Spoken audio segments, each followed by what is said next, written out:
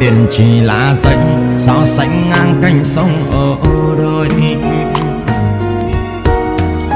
Giàu sang hay nghèo khó, dù có cao sang thâm hèn, thì cùng về hố sâu chứ đâu hơn thua được đâu. Chẳng thể cho nhau đường riêng, nhưng sống phải có chữ tâm. Đừng để tình nghĩa xưa phân chia giới hạn vần chót. Đừng làm thêm bao gian dối. Thành công là câu trả lời cho tất cả mọi người, không cần phải nói gì cả. Cá nhân anh cũng thế thôi, ngày xưa anh học dốt, anh nghịch vẽ cả lồn, mọi người cũng chê anh là đéo có tương lai. Và sau này thì mẹ anh sẽ trở thành thằng này thằng kia, so sánh anh với thằng này thằng nọ, anh đéo quan tâm. Sau này anh làm, bây giờ anh là anh nói thẳng ấy, bây giờ anh là thằng có tiền. Thế thôi, đéo nói gì, đéo đến xỉa gì cả, nói đéo gì thì nói.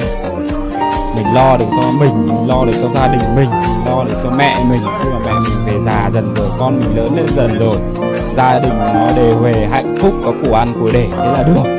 Đéo cần được trả lời em, người ta tự hiểu.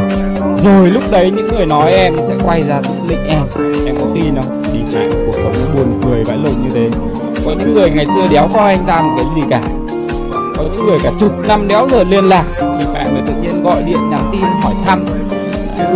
Trả lời thôi, chả làm sao cả, vẫn nói chuyện với nhau như bình thường thôi. Nhưng mà mình giữ cái khoảng cách và mình biết được là người ta là con người như thế nào rồi, thế là được rồi.